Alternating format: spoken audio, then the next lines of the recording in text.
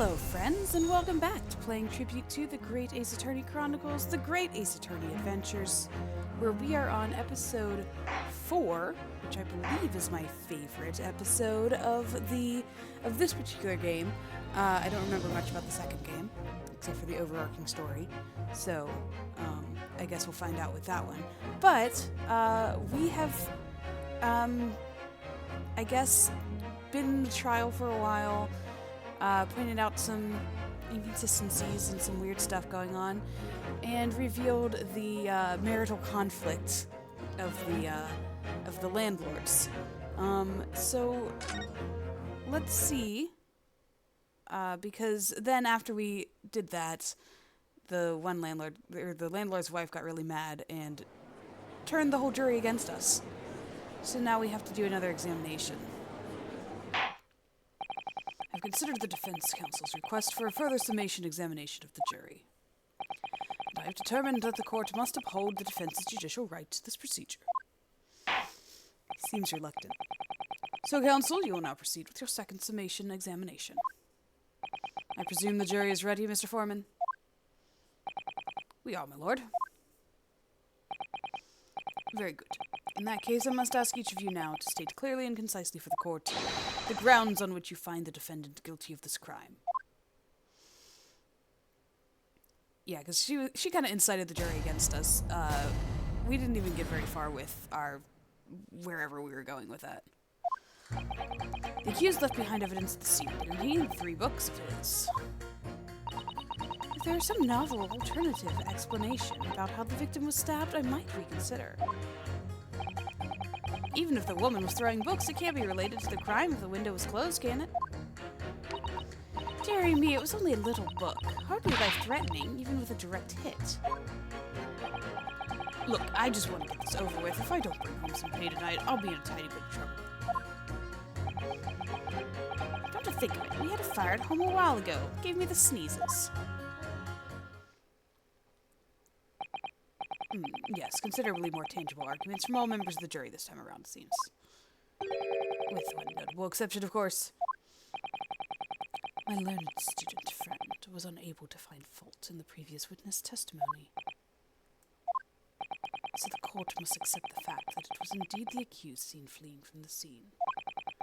And moreover, no one else was even at the scene to commit the crime. Well, if the eyewitnesses are correct, it would seem as if the conclusion is somewhat set in stone. I fail to see how it could be argued any other way. That means I'm afraid that during the summation examination, it's essential that you establish some other tangible explanation for the facts. But how? What would even constitute a tangible explanation here? Isn't it obvious? Who stabbed the woman and how? Those 2 details are all you need provide. Oh, is that all? Simply give us a name and method by which the attack was conducted. And here I was thinking this might be hard. But Mr. Naruto, you have to do it. Otherwise, this really will be where the trial ends. Ugh, no pressure then. That's quite enough preamble. Proceed with the summation examination, please. I presume you are prepared, counsel? Yes, my lord. All right, Ryunosuke. Focus your mind now.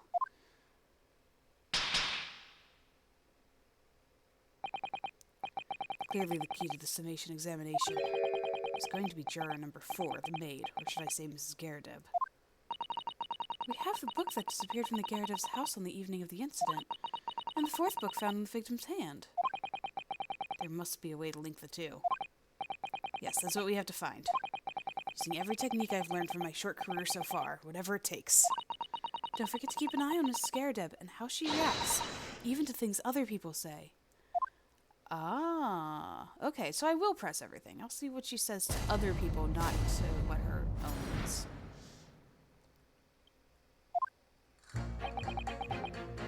Well, wait a second.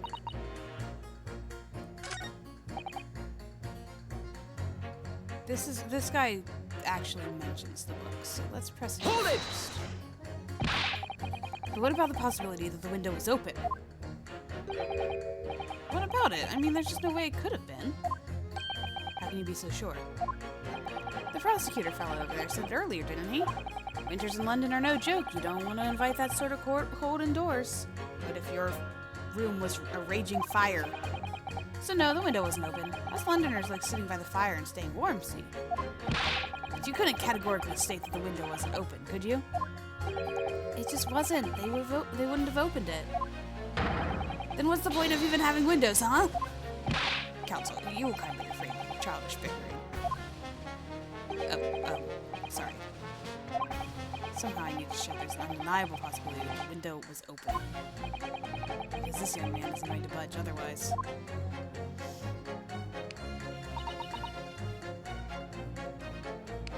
Can you talk about the window being open? Hold it!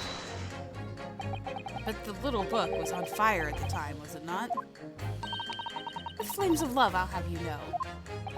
There's really no such thing as a loving incendiary bomb. Well, he brought it upon himself. Is playing with fire to betray a fiery love. Oh, she keeps slapping him like she slaps her husband's face. I see. Is it? Well, don't you agree? Well, any kind of betrayal is certainly a bad thing, yes. But I think the argument may have arisen out of your misunderstanding, Mrs. Scaradeb. Never you mind that. The point is, we were just having a jovial little dispute, nothing more. Quit hitting the juror next to you. And I won't have any more of these suggestions that it was anything whatsoever to do with this crime. Alright, well, we'll see about that. What about juror number 5? He doesn't seem to be turning a hair at Mrs. Scaradeb's relentless onslaughts. It's almost as though he's used to it. What a gentle soul he is.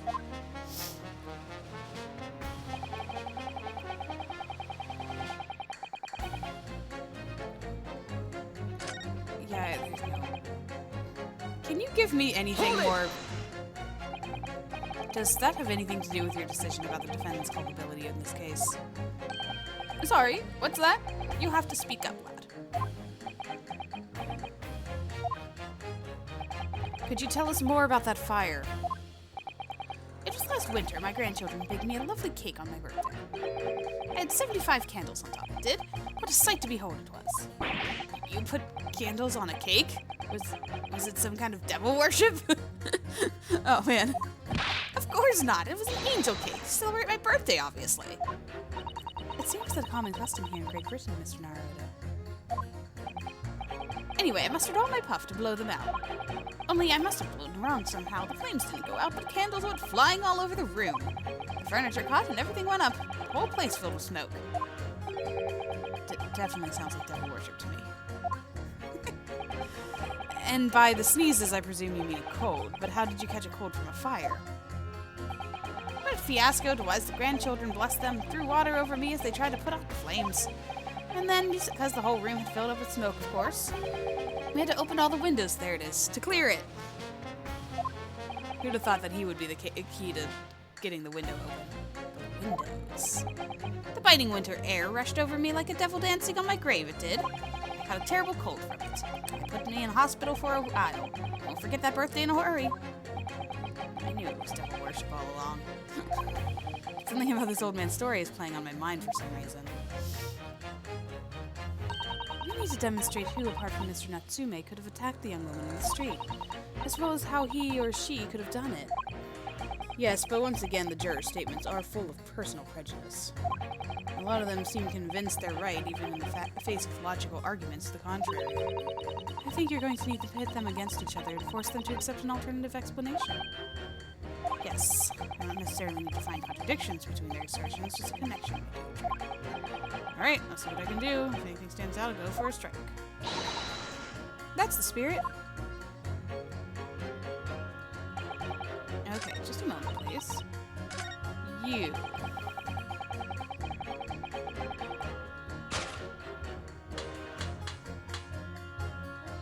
Winter house fires are dire. That's what open windows to go, so that's what it's showing you. Objection! Yep, that's the one. These two juror statements clearly contradict one another. They do. How exactly, counsel? Don't point at me again. I told you it wasn't me. What's that you say? Speak up, lad. Speak up. Juror number 3. Do you see? Oh, me? See what, sir? Did you hear juror number 6's account of his birthday celebrations last year? It seems, despite being a Londoner, he once opened his windows in the middle of winter. Well, yes, of course, but it was an emergency. I mean, obviously, if the room was filled with smoke from a fire, then you'd be mad not to open the...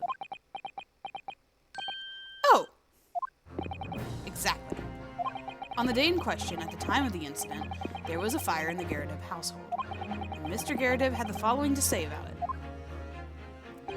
The whole place filled with smoke.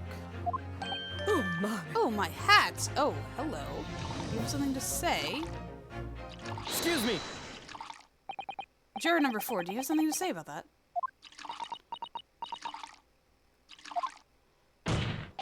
Mrs. Garrideb. Oh, dearie me. What is the meaning of this? How dare you imply that I'm hiding who I really am? It's imperative that you confirm something for the court. So please, it's time to drop the pretense now. What is it? When the fire started in your house that day, did you or your husband open the window? I beg your pardon? What are you insinuating? The room would have been thick with smoke after the carpet and bookcase caught fire as they did. In a situation like that, it's inconceivable that you wouldn't have opened the window. And what if we did? Oh, all right then. Yes, you're right. My husband was frantically trying to open the window. Which can't have been easy since I continued to give him a justly deserved book battering. Even though your house was on fire. Oh, you never stop throwing until the anger subsides. It would be terribly bad for the nerves to do otherwise. Of course, I should have realized. That's a significant step forward, Mr. Naruto. You've managed to establish that the window was open. We simply must have that added to Mrs. Garrideb's formal statement. It was open. It could have been open. So do I pit him with her now? Objection. Hold it. I'm sorry, but just for manager, I have to. Okay, I guess not. There's no contradiction.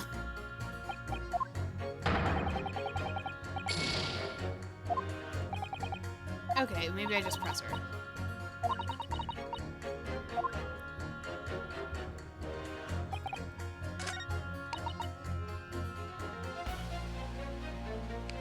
Hold it. The fourth book found at the scene of the crime shows the very obvious signs of fire damage. And the title of the book is The Lion's Pride. The same title, in fact, as the book that Mr. Garrideb told us he had been reading. Well, I really couldn't say. On the day in question, did you or did you not throw at your husband a copy of The Lion's Pride that he had been reading?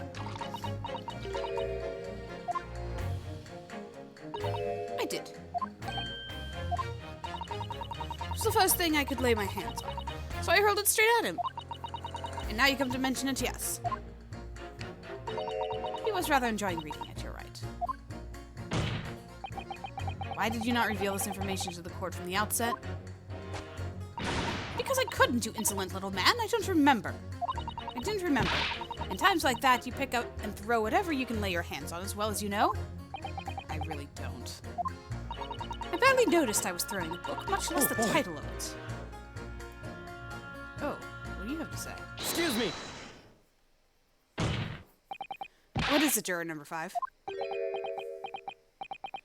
You know something. I remembered what it was. The memory I'd blocked out. Huh? I was listening to what that granny was saying. Brought it all flooding back. Who are you calling a granny, you cheeky devil? I'm Mrs. Garrideb or the maid, I'll have you know. The man doesn't even flinch. Please tell me that's not because he's used to being hit all the time. It was about 2 weeks ago now. I just got back home after work. Put my hand in my pockets for the wages I just earned that day, and I nearly died. There was a hole. Every last penny had dropped out. Oh dear, what a disaster. You haven't heard the half of it, boy. Oh? The wife was cutting up some chicken in time. I could hardly get her words out, but I told her straight, I lost a day's wages, love. Next thing I knew, the blade was whistling past my ear. Stuck in the wall next to me, it did. About an inch deep. No words, just terror. I smell it then, you know, the god-awful stench of the Thames. I was sure I was going to end up face down in the muddy banks that night, I can tell you. Now, that's a real disaster, isn't it? I'll never use the word lightly again. Anyway, the point I'm trying to make is this. When women lose their rag, they'll throw anything at you. Knives, hatchets, hammers, you name it. Mr. Naruto, you mustn't think that all women are so short-tempered and unrefined. No, I wasn't thinking that. Throwing household objects at people is, well, it's so uncivilized. At least attack with honor, using a bow or the like. What? Attack? Who are you going to attack? Never mind. Anyway, this man's words could be rather significant, I think. Alright, we'll come back to the bow and arrow thing later, if I dare. Whoops. I keep accidentally hitting that button, I'm sorry. It keeps banging up against my desk.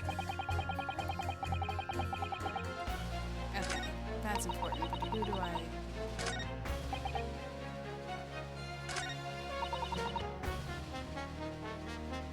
Is it her? Objection! Those two statements clearly have a deeply significant connection. Good grief, you mean they don't contradict each other? Explain, counsel, at once. Juror number 2, do you think perhaps that this could be one such novel alternative? Oh my, whatever do you mean? An alternative explanation as to how the victim was stabbed in the back. What are you talking about? We've demonstrated that the 4th book, The Lion's Pride, that was found at the scene of the crime, originated in Mr. Garredob's room at the top floor of his house. Therefore, it's equally possible that some other object besides the book could have found its way from the Garredob household to the street below. What's that now? After all, Mrs. Garredob could have thrown any number of different objects at her husband. Isn't that right, juror number 4? What are you insinuating now, you little beanpole? I'm beginning to think that ever since the true origins of this book came to light, perhaps she had a feeling this might be what happened. Now you listen here, you Eastern Gala. Gala? As the foreman of this jury, I demand a straight answer. You give us this yarn about some other object making its way out of the house, but what? What was it? I'm really taking a big gamble here. That was a bold accusation to make, but I haven't any real evidence to back it up. But I'm certain that at the very least this warrants further investigation. Alright, Mr. Foreman, I'll try to explain the defense's theory. The other object that found its way from the Garredob household to the scene of the crime... Take that! ...was a knife.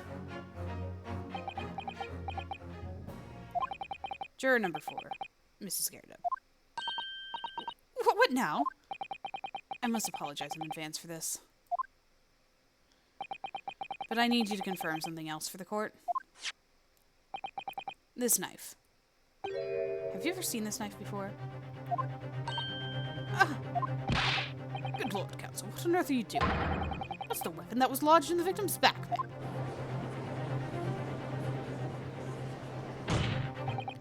My lord, remember that when the victim was attacked, Mr. and Mrs. Garredob were on the throes of an argument. Mrs. Garredob was hurling anything she could at her husband, who'd been backed up against the window. A window that had been opened to clear the smoke, and through which a book sailed to land at the crime scene. You can't seriously believe that. The book was found in the victim's grasp. Are you saying that it flew out of the window and across the street and landed neatly in her hand? No, even my missus hasn't got a name like that.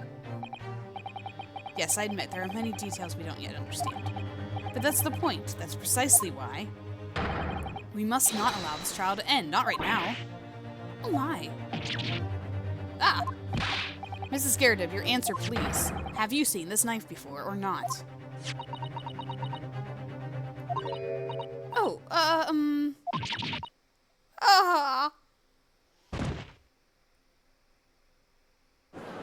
Thud. My lord! Oh, that's her. My lord, I wish to change my decision. I'm a woman of my word, after all. Thank you, madam. Yes, I agree. I certainly didn't see this coming, but I just don't think it would be right for this trial to come to an end now with so many unanswered questions. Mr. Foreman! I'd have to agree. Not that I think the granny didn't mind. Yes, you know what? I'm not quite happy about this at the moment either. All together now, ladies and gents.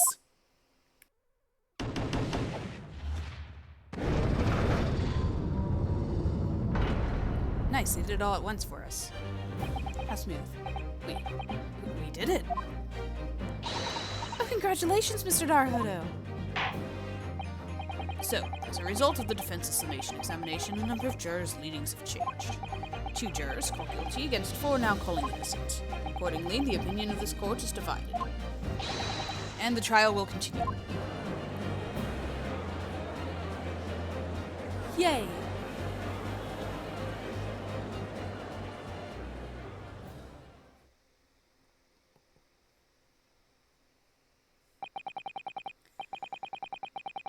Now then, Lord Van Zeeks, how does the prosecution wish to proceed?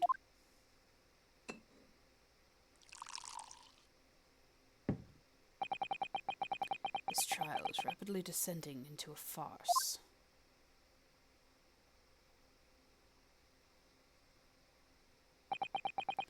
Like a corked wine, the first few sips are bitter enough. But what follows is so repugnant it's good for nothing save the gutter. If I may, Lord Van Zeeks. The defense has just put forward a credible alternative explanation for what happened. Credible? Is that your considered opinion, Mr. Foreman? The defense's argument is a joke to which I barely know how to respond, but let me start by insisting that you must all familiarize yourselves better with the relative positions of those places being discussed. What do you mean by that? What's this angle this time? It should already be more than apparent that between the crime scene and the Garrett household runs a rather wide street, Briar Road. Which means there's a distance from the Garradeb's house to the scene is some, 15 yards. Let me see, 15 yards, that's around 14 meters. 14 meters? That's a little farther than I'd imagined. And, as you ladies and gentlemen of the jury rightly noted as having pretentious significance, the 4th book was found in the victim's clutches. In other words, the smouldering book wantonly hurled by the lady of the house traveled some 15 yards to land on the opposite side of the road, neatly between the collapsed victim's fingers and thumb. Is that your final conclusion, my learned and deluded friend? Did the jackknife follow in the identical trajectory to plunge into the middle of the victim's back? This fantasy is somewhat stretching the notion of having a bad day for the victim, I think. Even those pathetic serialized detective stories have more believable plots.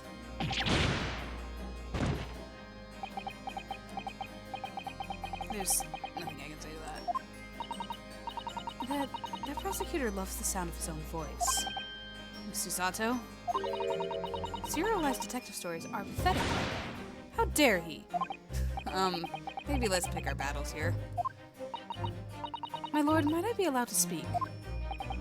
As judicial assistant, you may speak for the defense, yes. Go ahead. The prosecution may consider the idea a fantasy, but what the defense has postulated was believable enough to persuade the jury to change its leaning. And as such, the court has a duty to explore this alternative explanation as thoroughly as possible. To that end,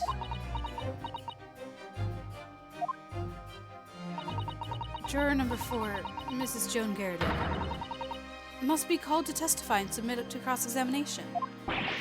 Saints alive! A cross-examination of a juror? I mean, yeah. Order! This is highly irregular. It is unprecedented for a member of the jury to be summoned to the witness. Objection! Maybe you should choose your jury better. Oh. Shall we forgive the discourtesy? And unnecessary. Lord Van Zieks! There are already witnesses in the stand whose testimony the defense may further cross-examine. If my learned friend's farcical theory has any truth in it, then both a burning book and a jackknife must have flown through the sky before this couple's eyes.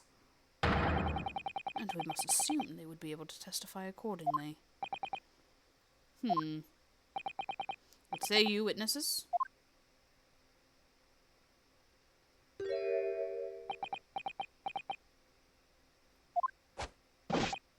Yes, sir! Constable Rolly Beats reporting for duty, sir. Well, good morning, officer. Sorry for dozing until now, sir. I haven't slept for a month on account of the villain who's appeared in my beat, sir. Oh, they're so heroic, those London bobbies. Patricia, my darling, I've been neglecting you. But no more. Oh, Rolly, my hero. You make me swoon. Very well. I hereby reject the defense's request. Aww.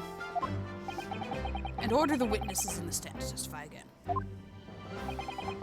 State forthwith before the court any details pertaining to the defense's alternative explanation of events.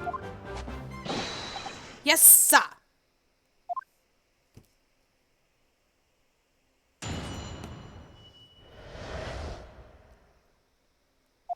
Alright, he's wide awake now.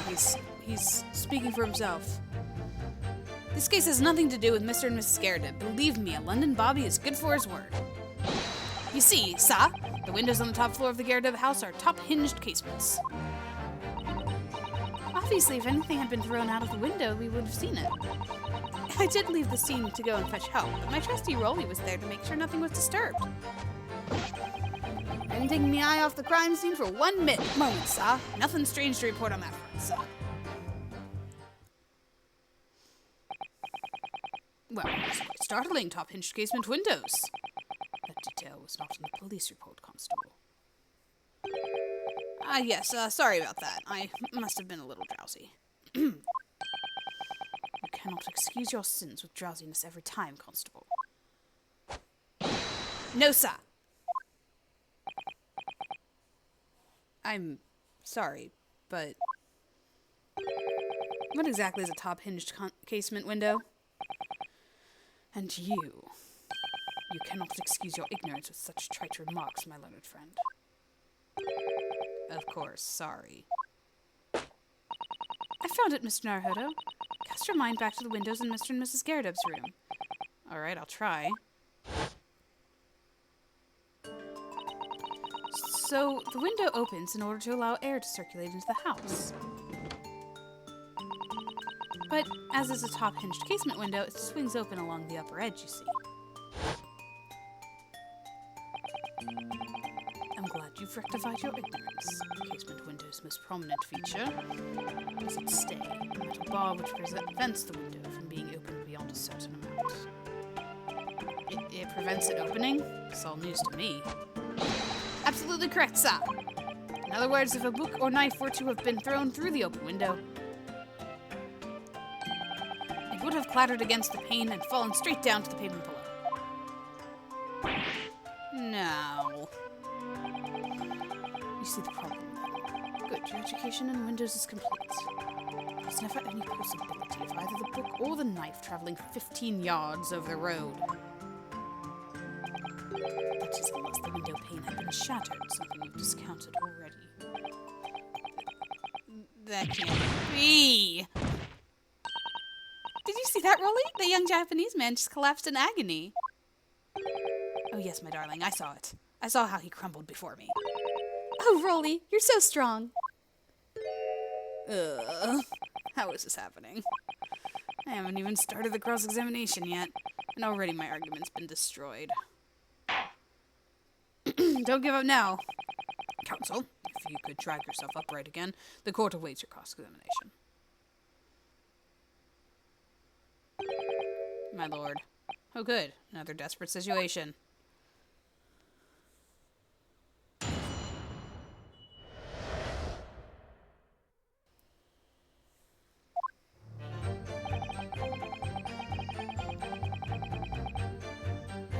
pressing everything again? We learned about the windows.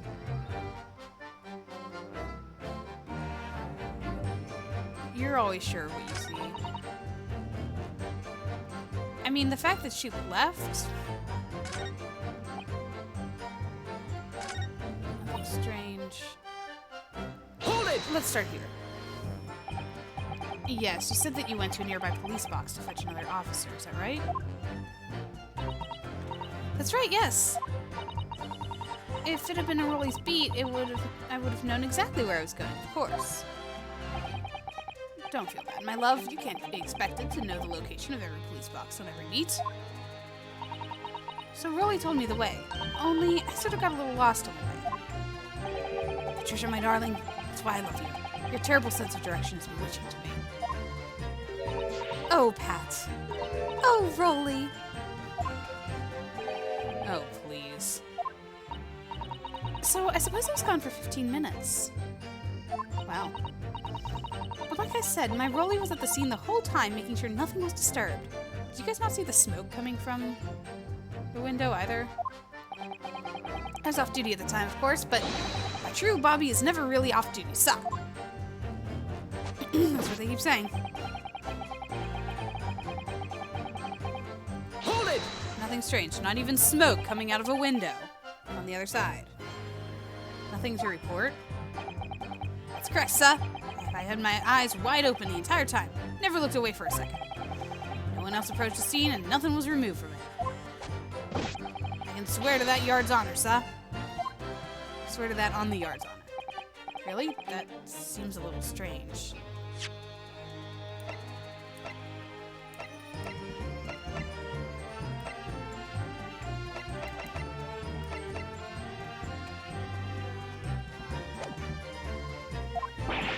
Beg your pardon, sir? Strange, sir? Seems altogether regular to me. This burnt copy of The Lion's Pride was originally in the Garrett household. So the question remains, how did it find its way into the hand of the victim? Can you shed any light on that, seeing as you were at the scene of the crime the entire time?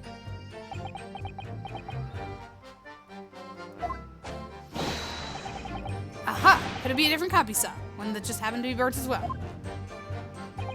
Even if that were possible, why would the victim have been gripping a book like that in her hand? As we can see from the photographic print, she had a bag over her shoulder.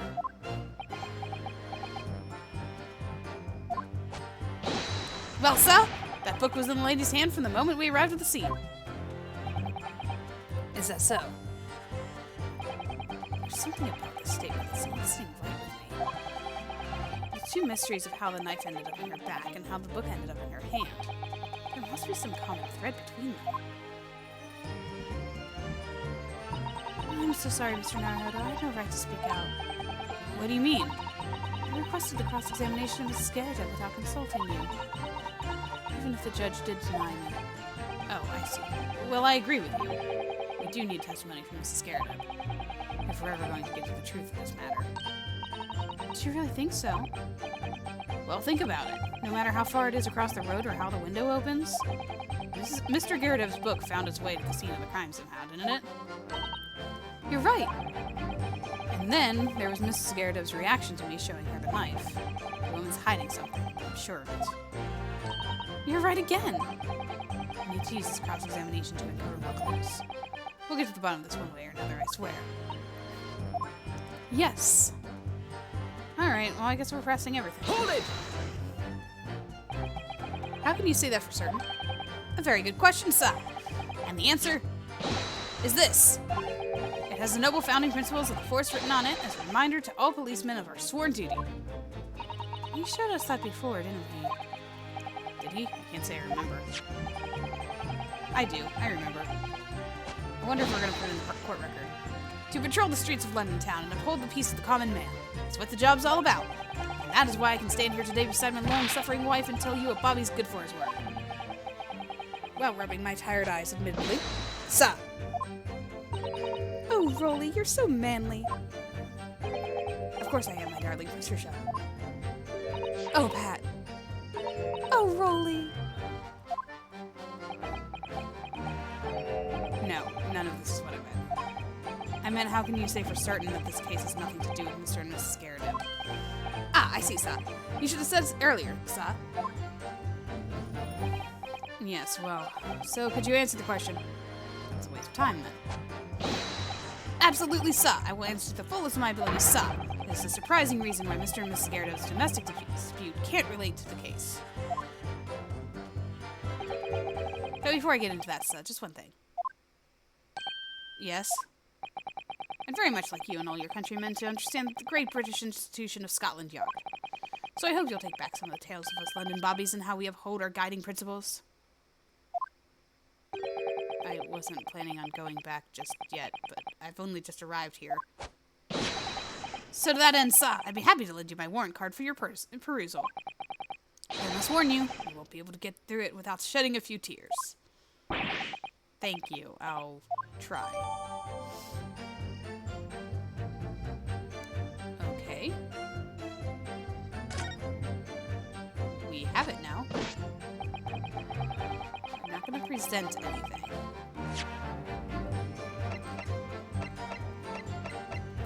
Just want to look at it.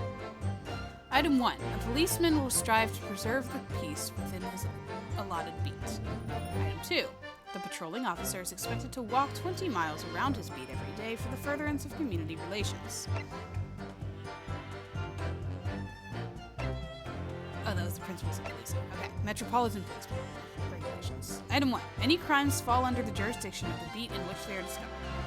Item 2. When a crime is discovered on its beat, a policeman must assist with the initial investigations and help detectives. Okay. We learned as much during the investigation. Hold it! Top hinge windows. By which you mean they don't open fully, is that correct? Yes, sir. They're just there to allow a bit of air through the house, you see, so they're restricted as to how much they open. And therefore, anything thrown out of the window from inside of the room will simply strike the pane and fall to the street directly below. For clarity, allow me to mark them out. Here is the location where objects would have fallen. Yes. Directly opposite the scene of the crime, on the other side of the rather wide road. It would have been so hard for somebody to mention this top hinge casement thing before. Well, I have another question for you, Constable. And what would that be, sir? How do you even know? How would you have any idea what sort of windows Mr. and Mrs. Garrett's house is furnished with? Ah, well, sir, it's very simple. You see, I helped with the investigation yesterday. Excuse me. Do you have something to add, Mrs. Beat? Sorry. You look, well, delighted. Is there some particular reason for that? Oh, I was just remembering. That's all. We really were so lucky. Lucky? What do you mean? Well, of course I feel terrible for the poor woman who was attacked. Don't misunderstand me, please. But we were just so lucky it didn't happen on Rolly's beat. It was so close, you see. Oh, I hadn't realized. Oh yes, the street, Briar Road. That's the boundary between Rolly's beat and the next one. Isn't that right, my love?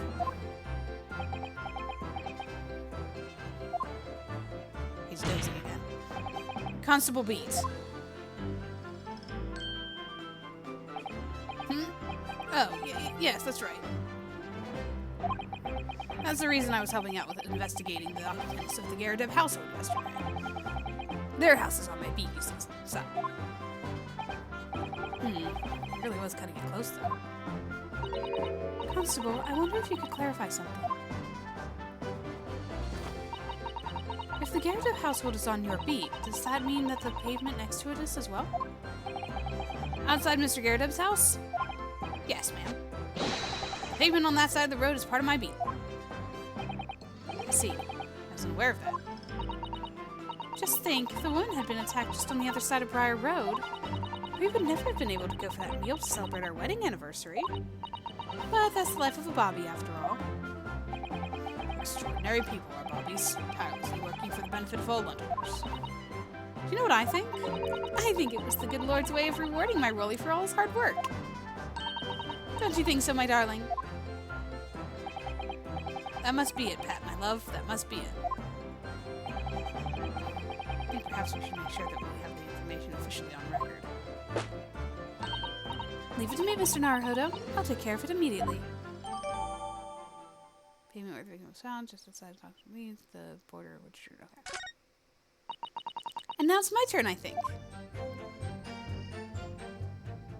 Yeah, look at all that information. Can I ask you something, please, Mr. Lawyer, sir? Oh, yes, of course. What is it? That's why you press everything. You're doubting us, aren't you? I can tell. What? I wasn't really... I mean, what you doing? Please, just because I'm a woman, it doesn't make my testimony any less valuable. You might just see me as the wife of a policeman, but I'm a woman of my word, I am. I really don't remember ever suggesting that I doubted you. No excuses. I don't want to hear it. My voice will be heard. My lord, you'll let me speak, won't you? Yes, Mrs. Beat. I will allow you to supplement your testimony if you so desire. Sometimes the path of least resistance is the sage one. That was a very loud mutter. I heard that! That Japanese man thinks a policeman's wife's word counts for nothing, does he? Well, watch out, sir. I might let you get away with something like that. My Rolly won't. Duly noted, Mrs. Beat. Please, I humbly ask you to continue. What could she possibly be about to say, I wonder?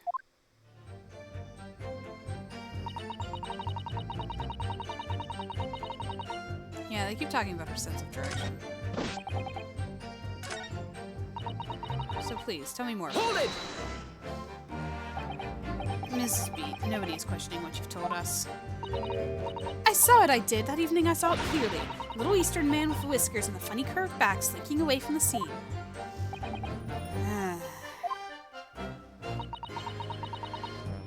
And I know what I didn't see as well. I didn't see any flaming books or knives flying through the sky. All very clear. You also mentioned something about having a poor sense of direction? Oh, yes, well, that's a little embarrassing, really. I'm always ending up at the wrong place when I've made arrangements to meet Rolly. He gets ever so cross. I'm wondering when the point is that I have to not pursue. Excuse me! Because remember that happened in the last game, in the London game. Like, if pursuing was bad, like, or bad timing of pursuing. Constable Beat, is there a problem? So I'm always hesitant to pursue.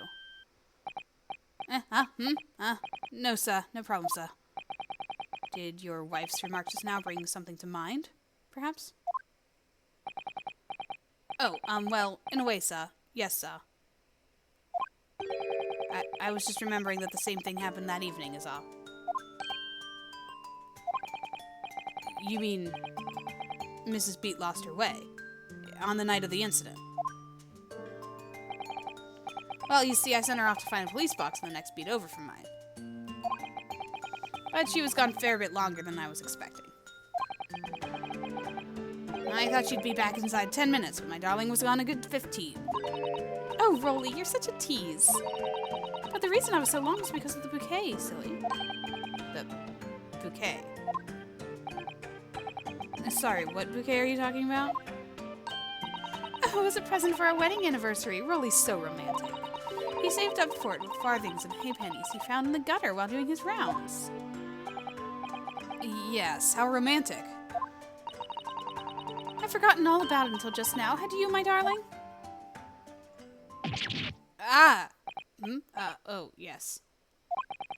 But that was just between us. No talking about it to anyone else, darling. You have to promise... Really? Oh. What was that all about? Constable Beat looked very obviously troubled during that exchange. I'm afraid I can't offer any useful insight, Mr. Naruhodo. But I'm quite sure of one thing. I have to ask Miss Beat about the bouquet. Mrs. Beat, this bouquet you just mentioned. I'd like you to add the details of it to your testimony, please. Oh, really? Yes, I'd love to. Thinking of something there, Van Zieks? I dropped my bouquet and ended up losing my way for a while. Hold it! Okay. You mean you dropped the bouquet at the scene of the crime? Yes, that's right. Oh, I was so upset. When we ran over and saw it was a woman with a knife in her back. I was so shocked I dropped the bouquet Rolly gave me. It was in a dark spot where the streetlights weren't casting any light, so I didn't notice it at first. And then you went to the police box to report to the policeman whose beat it was on. Yes, and I came back to the scene together with the constable, you see. That's when I spotted my bouquet again. The funny thing was, when I went to pick it up, it was nowhere near the victim's body at all. In case you need reminding, Mrs. Beach, the victim is long deceased. I was all flustered for a moment before I heard a voice calling me from the other side of the road. Your husband, presumably. That's right. Silly me. I'd gone over to the wrong side of the street. Although, I'm going to blame the bouquet this time. I can't think how it got there. I really can't. So the bouquet somehow moved from one side of Briar Road to the opposite. Curious indeed. Isn't it? But the worst of it is, I forgot to pick the bouquet up again when we left the scene. That beautiful rose Rolly bought me. With the change from the gutter to spent so long collecting. By bouquet, do you perhaps mean this sorry solitary rose? Oh! Oh, yes, that's it! That's the bouquet Rolly bought for our anniversary, with old bits of change he found in the gutter. Maybe we just call it a rose. Tell us, Lord Van Zieks, where did you come by that flower? According to the report by the police officer in charge of the crime scene investigation, it was found on the edge of the pavement in front of the Geradev household. In front of the Geradev's house. Although it wasn't noticed until the morning as it lay where the street lamps cast no light. It was believed to be of no relevance to the case since it was found on the opposite side of the thoroughfare. Oh, thank you, sir, thank you. Could I have it back now, please? No, I think for good measure this rose should be added to the court record as evidence. Oh. The shock of seeing the stabbed victim caused Mrs. B to drop the rose where she stood. But it's a symbol of our love. I want it back after the trial, do you hear me? I want it back. Good grief, rest assured that I shall do my very best not to forget, Mrs. Beat.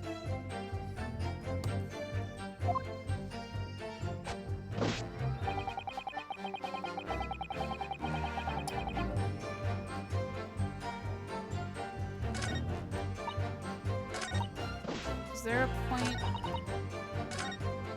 where he says nothing?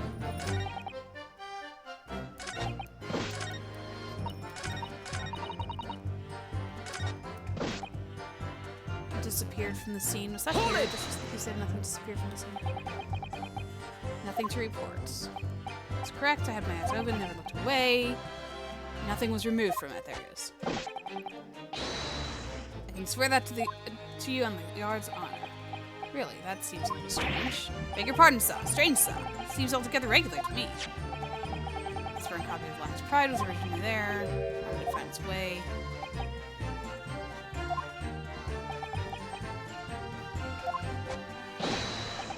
Aha! It could be a different copy, one just had to be burnt.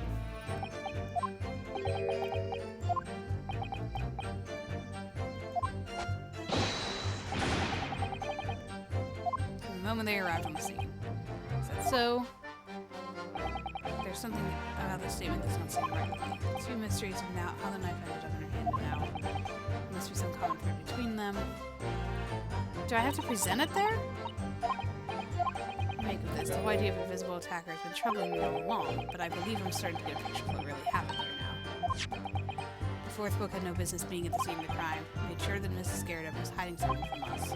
But it's becoming increasingly clear that someone else has been hiding something from us as well. I think I may already be armed with everything I need to strike a decisive blow here. This time is going to expose the whole truth about this mysterious affair. Yes. That's the plan.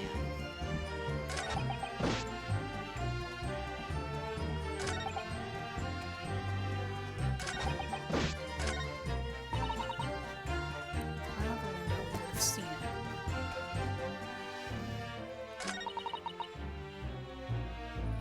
Trusty Rolly was there to make sure nothing was disturbed. I dropped my bouquet and ended up losing my way for a while. Nothing strange to report. I guess I... Objection! Yeah, okay.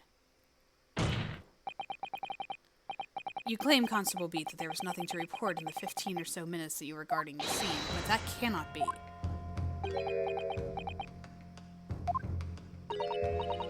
What do you mean to say? In your testimony just now, Mrs. B, you explained to the court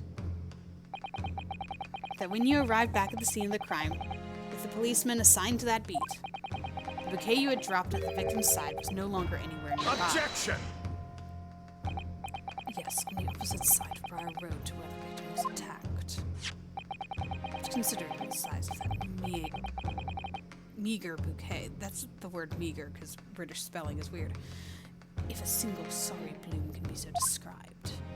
No doubt it was blown in the wind across the street, back to the gutter where it belongs. Meager? Objection! But if that were the case, why did Constable Beat not testify to that fact?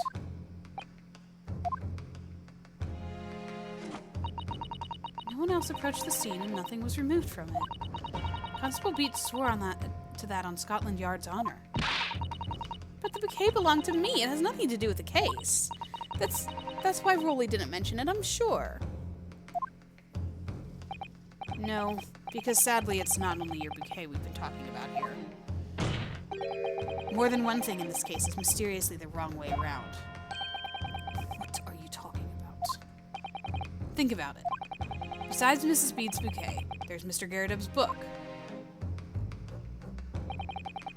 Mr. Garridub's copy of The Lion's Pride, which was thrown out of the window by his wife. Would have struck the pane of the casement window and landed here on the west side of the street. And yet, it was actually found here on the opposite side of the road, in the victim's hand. Meanwhile, according to the testimony we've heard, Mrs. Bede's bouquet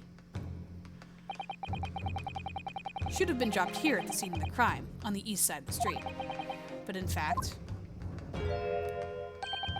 it was actually found here on the opposite side of the road, in front of Mr. and Mrs. Garridub's house.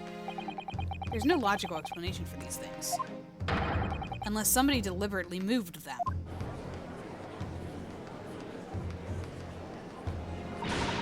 What are you trying to say? The way you're talking, it sounds like you think my Rolly's done something wrong. Well, also I forgot to observe this. I wanted to look. An English rose. It's such a beautiful flower. No, this is a rose, is it? I've never seen one before. Do you not take an interest in flowers, Mr. Naruhodo? I wouldn't say that exactly, but I do know 3 types at least. Gosh, 3? Yes, plum blossom, peach blossom, and cherry blossom.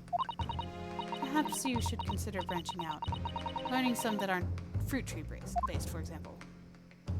I thought there was going to be like a little note. Anyway, sorry. Don't you listen to a word that scrawny lawyer says. Wittering on about books and bouquets. Why should we care? It's nitpicking, that's what it is. Oh good, Mrs. Garridub's come round. You might call it nitpicking, Mrs. Garridub. But deliberately meddling with the scene of a crime is a criminal offense. It's called, tampering, Mr. Naruhodo. But the person responsible for this tampering cannot admit to it, for a very subtle but compelling reason. Objection! Tampering. You've barely heard the term before. Tell us, my learned friend, who would possibly have had cause to carry out such an elaborate deception? Yes, there is someone who tampered with the scene of the crime that evening. All the evidence and all the testimony points to that one particular person. Counsel, I must demand that you substantiate this conjecture. Who are you saying is responsible for tampering with the scene of the crime?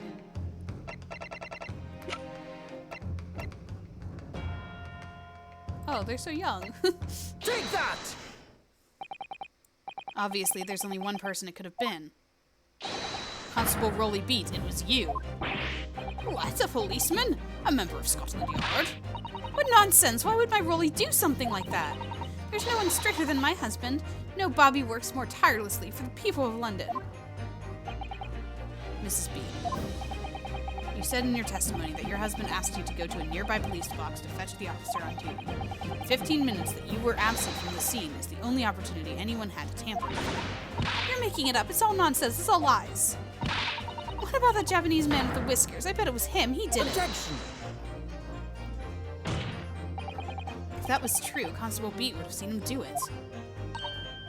Oh. And forgive me for pointing it out, but when you dropped your bouquet, Mrs. Beat, it was after the defendant had fled the scene. Well... Objection! First, you make accusations about the landlord and his wife, and now you incriminate a policeman as well. Two accusations lack one very important thing. Evidence? Claim the crime scene was tampered with. There's only one reason anyone would commit such a reckless crime: to hide something. That's right, he's right. But my husband and I just happened to be there, that's all. So why would we have anything to hide? It doesn't make sense. I've no motive for this alleged tampering. And until you do, your accusations are nothing but empty threats. I've got motive, man. Constable Beat had a very good reason for wanting to tamper with the scene of the crime. That's the key to this entire affair. Mr. Naruhodo, have you managed to solve this mystery? Counsel, you have made a very serious accusation against a London police officer. If you are mistaken, I'm sure I need not point out that your reputation as a lawyer will be irrevocably damaged. With that stark warning in mind, you will now explain to the court the motive for this alleged tampering. Yes, my lord. Okay, now I just have to figure out what order to present things in. Because I know everything. Where the victim fell. Okay. Good. It's leading me into it. Constable Beat's motive for tampering was to hide where the victim fell to the ground. That is what this Bobby had to cover up at all costs. What? Where the victim fell? You mean where she was attacked? What are you talking about? We told you at the very start, didn't we? On the pavement of Briar Road, we saw it happen. Remember? It was right here, as if anyone didn't already know. And that's certainly what everybody has been led to believe. But in fact, that isn't where the victim was stabbed at all. What?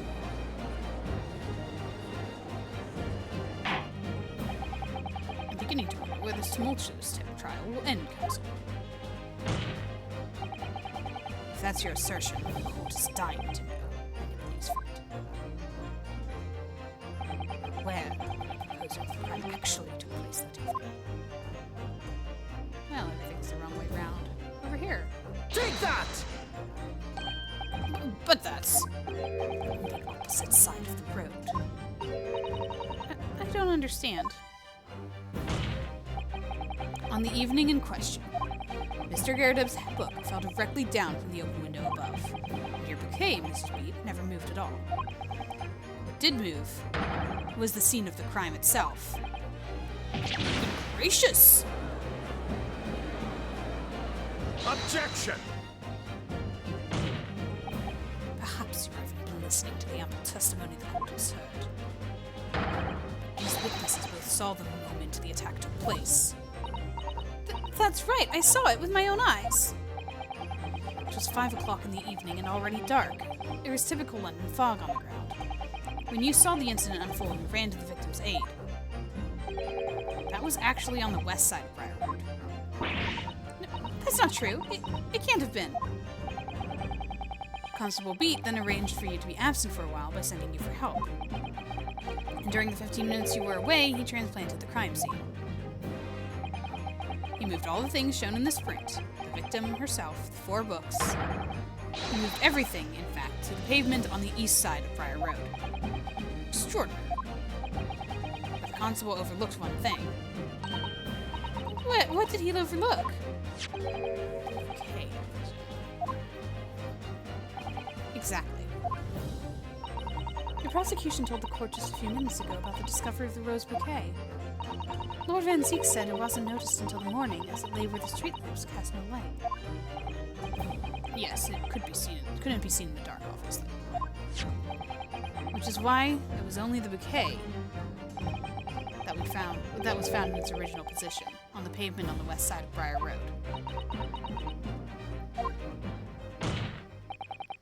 And that is the defense's theory about what really happened that evening. How do you respond? Constable Rolly Beat.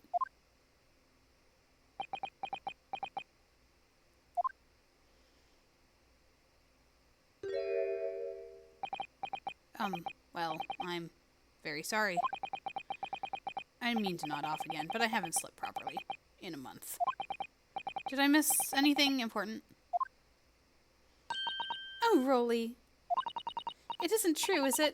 What that lawyer said is all lies, isn't it? I know it is, because you're the most upstanding, righteous man I know. I had a dream. A terrible dream. All the things I did that night. Everything come out. Everything exposed. What was that? Only it seems... it wasn't a dream at all. Good golly! Order, order, order! Earth is the meaning of all of this. Oh, Rolly, why? Why would you do something like this? Moving a corpse is a criminal offense, isn't it? Wishing the victim dead should be one, too. Oh, because she called her a corpse again. Constable, explain yourself. Why would you do this? As a respected member of Scotland Yard, your duty is to protect the good people of London Town. I can't say, sir. What? I really am ever so sorry about all this. For damaging the Yard's reputation. For everything.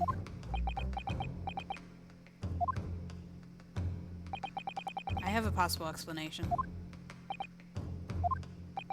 For why, on that particular evening, Constable Beat felt compelled to move the scene of the crime. I can think of one reason. What? How could you possibly know? You, a foreigner, presuming to understand the mind of a Scotland Yard policeman. And yet, Lord Van Ziek is this foreigner who has uncovered the startling truth of the matter thus far. I believe it would be beneficial to the court to hear this extraordinary young lawyer's theory. Counsel for the defense, if you please. Yes, my lord. Now then, I think you had better show some evidence. At once, my lord. Okay, the order of things. England, Japan, makes no difference where you come from. Human emotions are the same. And I think I have a fairly good idea of the feelings behind this man's actions. Okay.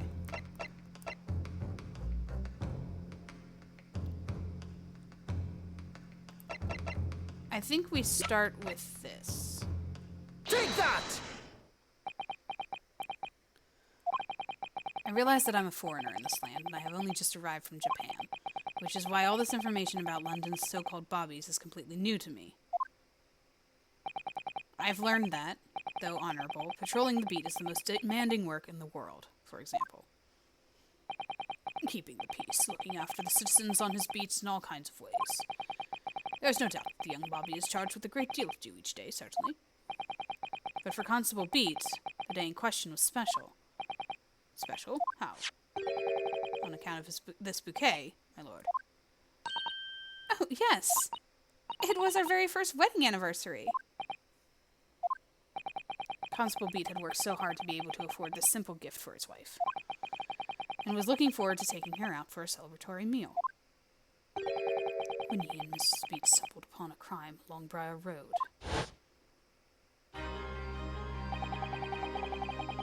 He saw that shadowy figure through the fog, perhaps on the pavement ahead of him. Oh no, we're in RuneScape now. When he saw that shadowy figure collapse on the pavement ahead of him, what must have gone through the man's mind? But sir! Oh yeah, that was yeah.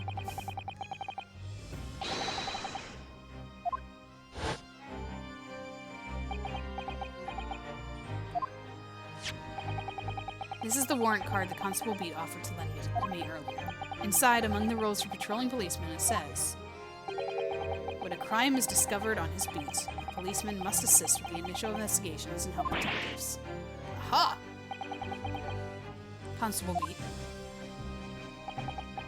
Is that or is that not the reason why you moved the whole scene of the crime that day? Yes. Everything you said. It's all right. So that's it. Which is all to do with the boundary of your beat. Oh! Exactly. To summarize, the incident actually occurred on Constable Beat's beat. Good gracious. Constable, do you realize the gravity of what you've done? It was the first time since I became a copper that I'd ever cursed God. Stay close to me, Pat. The criminal could still be lurking somewhere. As we ran over to the scene, I had every intention of doing my duty as a police officer. I've got to report this to the station as quickly as possible. But then it dawned on me. I realized where we were, where the victim was lying, and what that meant for me. When a crime is discovered on his beat, a policeman must assist with the initial investigations and help detectives. Why here? Why did it have to happen here? And why tonight of all nights? Why?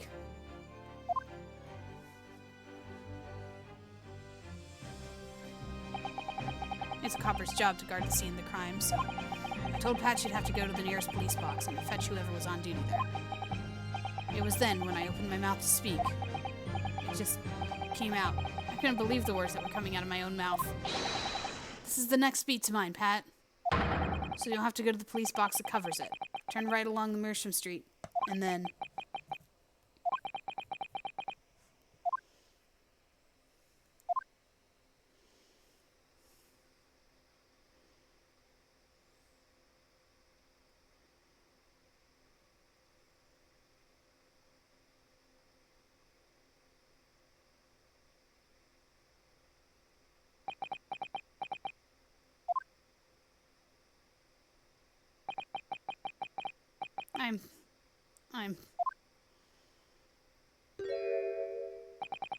I'm sorry. I'm so sorry. Oh, Constable. I just wanted... just that one night to take my Patricia out for dinner. Oh, Rolly. Just that one night.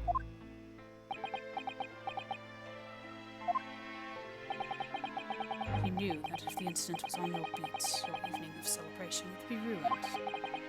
So you decided to move the entire crime scene outside your jurisdiction. Just across the street to the East Pavement Briar Road, which falls under the neighboring beat's care. You see, I thought... well, I was sure the victim was dead, you see. I beg your pardon. Oh, of course he did. Otherwise, my Rolly would never have left the poor woman in the freezing cold pavement. I see your meaning now. The guy got me back from my sentence, didn't he? That's why I missed the rose I bought for Pat. Oh no, Rolly, that was all my fault. I should never have dropped it in such a dark place. I'm so sorry, Rolly.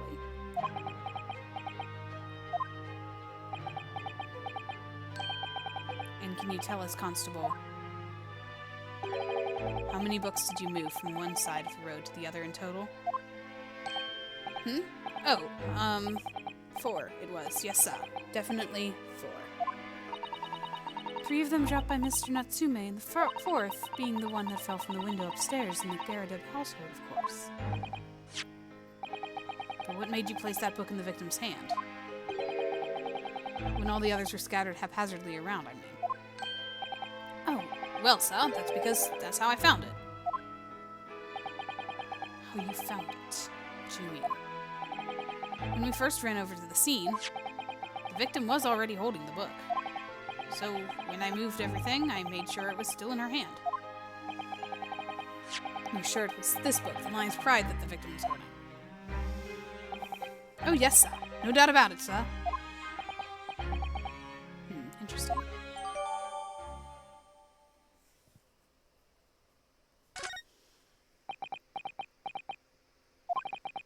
I thought it was an open and shut case at the time, you see?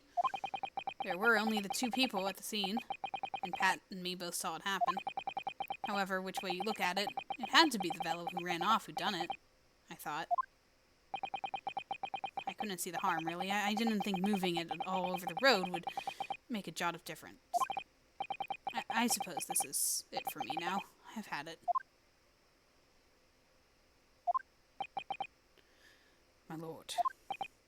Yes, Lord Van Zieks. I believe that concludes the cross-examination of the witnesses. Constable, you may withdraw. Yes, sir! Mr. Prosecutor, sir. What will become of my Rolly? What will happen to him? For now, you are free to go home. The police will contact you in due course. Please don't punish my husband. This was all my fault. It's because I'm always moaning at him for coming home late. Leave it now, Pat. Let's go home. I'm tired. All right then, my love. One last thing, Constable. Sir? Let this be a lesson to you. In a criminal investigation, every detail matters, however insignificant it may seem to you. Yes, sir. Carve that lesson to your mind. And never again make the mistake of tampering with the scene of a crime. Never again, sir? You mean to say... Leave now. This trial's not yet over. Sir!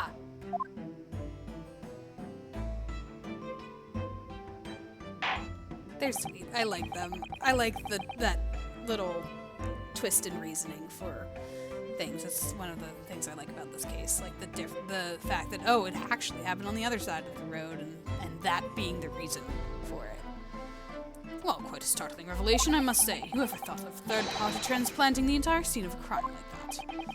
Indeed. Nevertheless, there are some immutable facts here. Principally, that the accused, Mr. Saseki Natsume, is the only person who could possibly have committed this crime. Objection! No, I disagree. Now that we know the true scene of the incident, there is someone else. Another person who could be responsible for the knife in the victim's back. Forgive me for being presumptuous, but I believe the prosecution is probably well aware of the possibility already. Lord Van Zieks, is this true? Very well. Name the person, if you will, and further investigation is warranted. The prosecution has no objection to the trial continuing. You will name this other person who could have perpetrated the crime. Alright, it's time to cross-examine. Take that! The juror. The defense would once again like to request the cross-examination of a new witness, my lord. Once again? My assistant made the same request earlier. In order to finally reveal the truth about this case, it's imperative that we cross-examine juror number 4, Mrs. Joan Garrett. Me? Oh, dearie me. Objection! That request has already been denied. Objection! But the situation is very different now. Mrs. Garrett, answer me this. What do you want now, you little toad? At the time of the incident, you were engaged in a violent argument with your husband, Mr. John Garrett. In the course of the argument, a minor house fire was ignited. And to clear the smoke from the room, your husband opened a window that looks out over Briar Road. Well, what of it? You threw this book at your husband when he was cornered with his back against the window. Upon striking the pane of the top-inch casement window, the book plummeted directly down, finding its way to what we now know to be the true scene of the incident. Yes, and as I said, what of it? During the argument, you were beside yourself with rage. As such, you threw not just books, but anything you could lay your hand on. So, let me ask you one more time, Mrs. Garrett. This knife, the one removed from the victim's back, have you really never laid eyes on it before? Ah!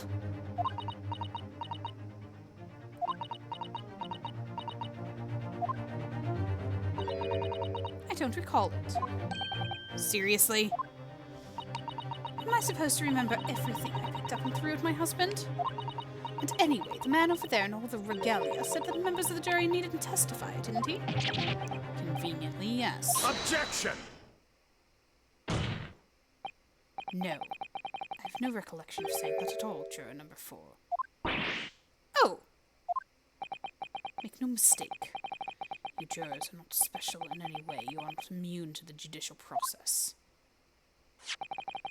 If you know something about this knife, madam, let the truth come out. But that's just a common garden knife. I could have come from anywhere. We have several like that at home. If one went missing, how would you expect me to know? What's that? Are you joking? What are you saying, please, Mrs. Garrett?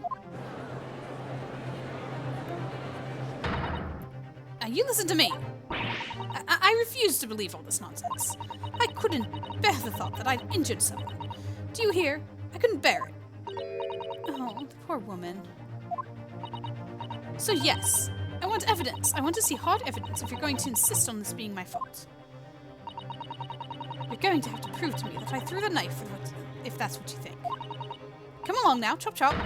Do your worst. Well, Mr. Naruhodo? If I had evidence like that, believe me, I would have thrown it at her already. Then take the stand, juror. Oh! The prosecution does not object to the defense's request to cross-examine this woman. Thank you, Lord Van Zieks. I'm going to have to testify. Juror number 4, as I'm sure you will appreciate having observed it with your own eyes today. Witness testimony can lead to the most extraordinary truths being unearthed. Truths of which the witnesses themselves may not even be aware. Oh, dearie me. So I demand your full and unadulterated testimony, Mrs. Garrett. And mark my words, in this court of law today, we shall extract the truth.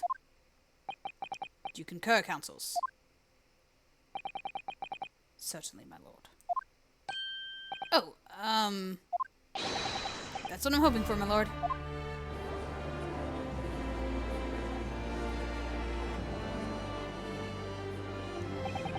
This is such a strange feeling. For the first time since arriving in this country, it actually feels real. It's because your client might actually be innocent this time. I'm here in the Old Bailey, and I'm a lawyer. He does have a bit of, like, the spiked hair in the back, too. State your name and occupation. Oh, yes. My name is Joan Garrett. And I'm a juror, and such like. That sounds like even she doesn't know if she's a housewife or a maid, or what anymore. The court has decided your testimony is required in order to clarify matters in this case. Do you understand? Yes, my lord. You will tell the court everything that took place in your household on the evening in question. But I warn you, do not attempt to hide the truth. Oh, dearie me. Chin up, Joni. Nothing to worry about now. Oh, I didn't know you were here, John.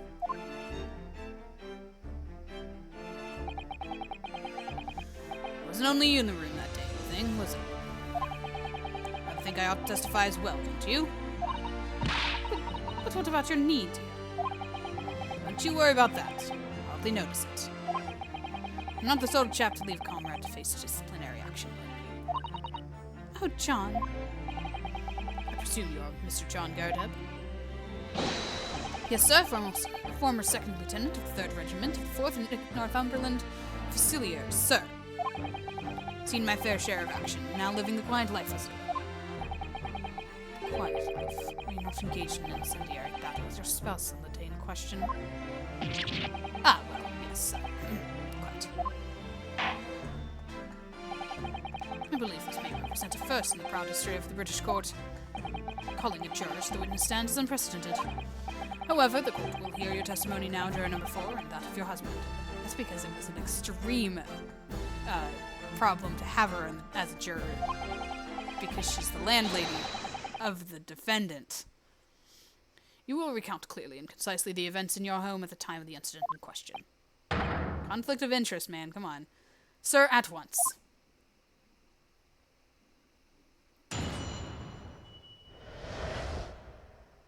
Battle of Garrideb. I love that. Yes, on the day you're referring to, the wife and I did have a bit of a skirmish. Can't recall the reason.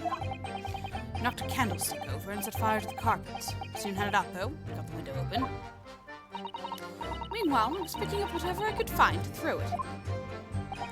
Plenty of knives around our place. Can't say I'd noticed if 1 or 2 went missing, I'm afraid. If that bally thing was in the victim's back. Let me try that again. If that bally thing in the victim's back really was one of ours, you'd have a job proving it, I think.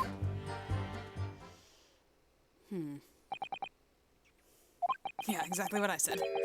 Sounds as though it was quite the battlefield in your household that evening. Although an entirely one-sided assault, it seems. The enemy caught us on top, sir. Had no choice but to dig in and take defensive measures. To be honest, if the enemy had kept shelling us for another minute, we'd have been toast. Of course, a veteran such as myself was only too aware that on every battlefield, you're just a gnat's whisker from death at any moment. Are we still talking about a marital quarrel here? Well, I must say I'm dubious that your testimony will shed any light on the origins of this jackknife. In combat, one's focus narrows such that the surroundings are well noticed. These witnesses may not be able to offer anything more than they have testified already. This may be a dead end. And Zeke's right. Well, whatever the chances. We only have this last cross-examination to uncover the truth, Mr. Naruto. Yes, I'm afraid so. Press everything? Very well, counsel. Begin your cross-examination. I think it's press everything time.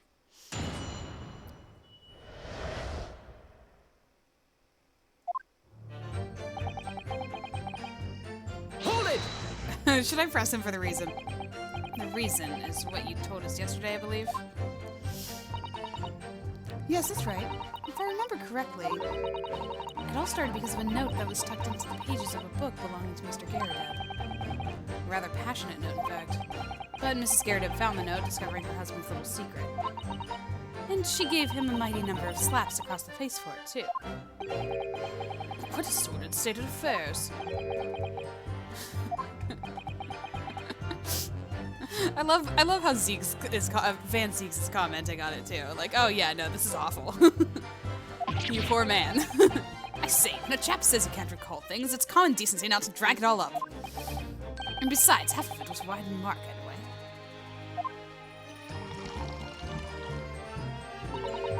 Likely story. These waters run very deep. And what transpires next after the multiple blows to the face?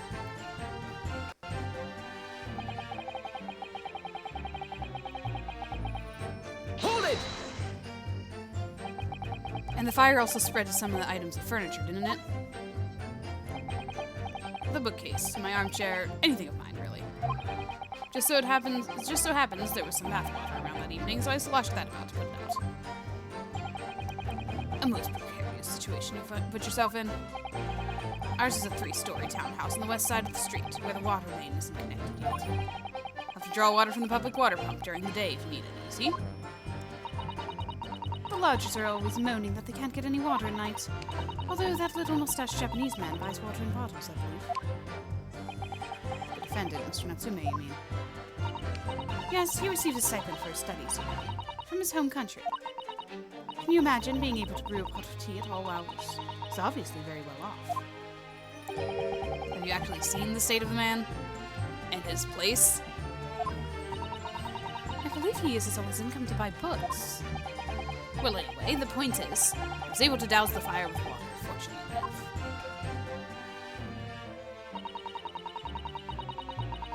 Hold it! Even though the room was on fire? As far as I was concerned at the time, it was more important to extinguish my anger than the flames. When a woman wants to throw, she must throw. Was she talking while she was drinking her tea? That's most certainly not true of a Susato takedown, Mr. Naruto. How did you know I was thinking that? So, please cast your mind back and try to remember.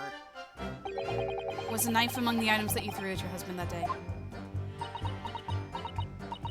In all honesty, I don't recall. But I feel I must point out that I'm no monster. Let me see. Some bread, a cabbage, garlic, a towel, a sponge, a napkin. Jupiter! Oh, you remember someone? Excuse me! Do you have something to add, sir?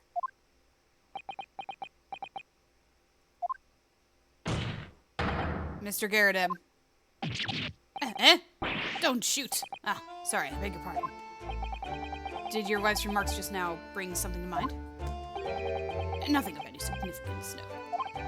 Just that the barrage of projectiles the old thing launched in my direction was somewhat more solid than she implies. Books, bricks, and the fire poker, I seem to recall. Ouch. And the woman's aim is uncanny. She landed the direct hit with the volley. Ah! Good grief, we're not at home now. This is a court of law. Oh, dearie me. Ever so sorry, dear. What's she even doing with the teapot in here? Honestly, John, I would never have thrown such things at you, obviously. We'll take a look at this, then. How do you suppose that happened, Your pipe, sir. I had this thing in my hand as usual at the time of the onslaught. Knocked it clean out with one of her soft projectiles she did, yes. And when I went to pick the thing up, it was broken in two. I'd like to see a sponge do that sort of damage.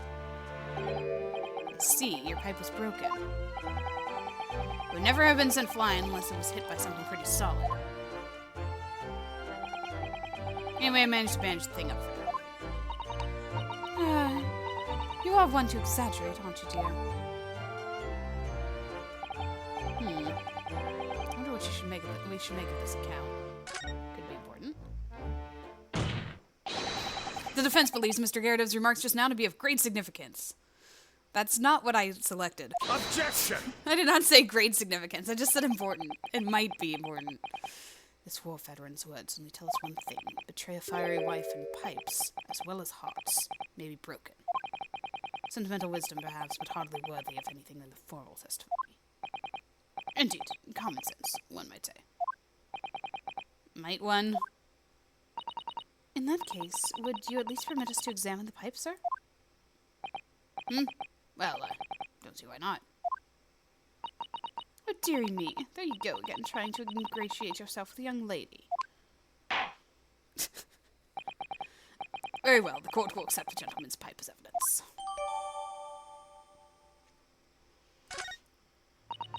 I hope I didn't speak out of turn, Mr. Naruto. I was just feeling rather disappointed for you that your request was turned down. No, thanks. I'm gonna look at it now. It's even chipped there. Oh. Oh, there it is. Something just twinkled inside the chamber of the pipe there. Yes, I saw it. Something stuck in there, I think. Let's turn it over and give it a shake. What's this? A tiny fragment of metal. It looks like the tip of a blade or something. The tip of a blade. Surely it couldn't be.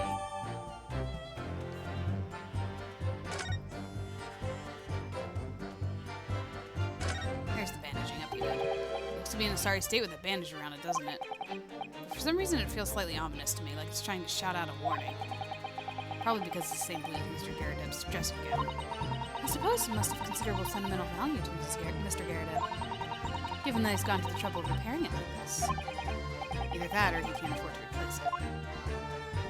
I also wanted to see this. There's a small nick out of the bowl here. Look, it appears to have been made relatively recently. And see how there are little scrapes and dents all over it? It's clearly a well-loved pipe.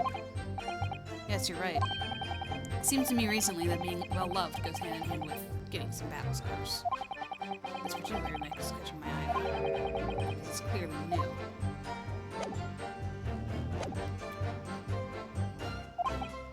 Oh no, it's fine. Thanks to Susato-san, we have some new evidence to work with. We should examine it carefully. Well, thank you for that rebuttal, Mr. Garrideb. Now, if you could return the crux of the matter. Wait, can we observe this too? It's the tiny piece of metal we found in the chamber of Mr. Garrideb's pipe. Looks like the tip of a blade. Tip of a blade. Something wrong? I don't really know. It's just something niggling me, but I can't quite put my finger on what it was. Perhaps in that case, it'd be wise to examine some of the other pieces of evidence again. Nah. Oh wait, again? Do I need to look at the thing again to... Or do I already know that it's... Because remember when we did this before, we saw that the tip was missing. Tip of Corpus Blade. Part of it's missing. I just got a feeling. That's the tiny fragment metal that was found in Mr. Garrideb's pipe. Okay, we are supposed to do it. Yes, and just maybe. Oh, why, it's a perfect fit! Somehow I just knew it. Oh, but not updated. Oh, here it is. Okay. It was updated. It just didn't tell me it was. That was weird. What can you tell the court about the knife used to attack the victim? Whoops. Any knives? Can't save it. Okay, here it is. This is the time. Objection! No? Wait. But... maybe it's the tip of the knife first.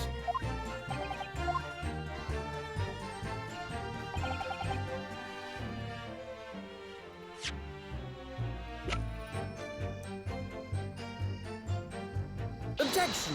Sorry. Apparently I needed to put in that one, not the other one.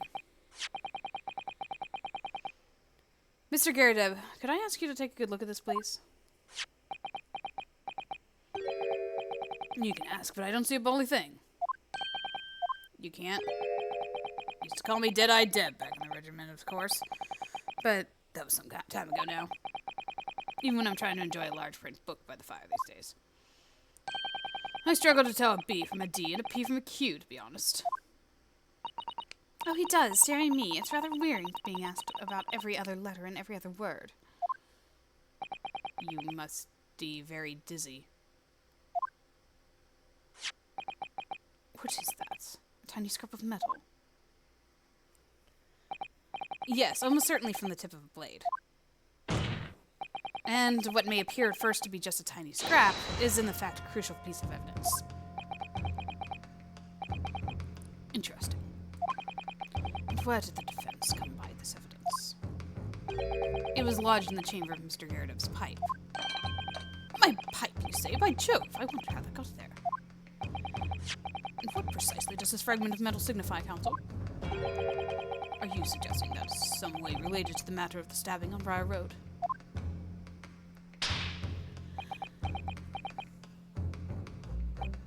I am. What? When we put together with another piece of evidence already in the court record, I believe this tiny fragment of metal will unravel the whole truth of this case, my lord. Oh, she's standing up on a box. You appear rather confident in that extraordinary statement, Counsel. Very well, then present the pertinent evidence to the court. But evidence, when paired with this, reveals the truth. Take that! This is the knife that was found in the victim's back. If you look closely, you will see that there is a small piece of the tip of the blade that is missing. A common issue with Infera blades sold at unsavory street markets. Criminals who use them regularly leave the tips lodged in their victims' bones. And what of this particular knife? No doubt its tip has suffered a similar fate, now languishing somewhere near the spine of the victim. Objection! No, that's not the case. The tip of this particular knife's blade is the very fragment of metal we discovered in the chamber of Mr. Garrideb's pipe. Ah! Good grief, Lord Van Zeeks. I don't believe it.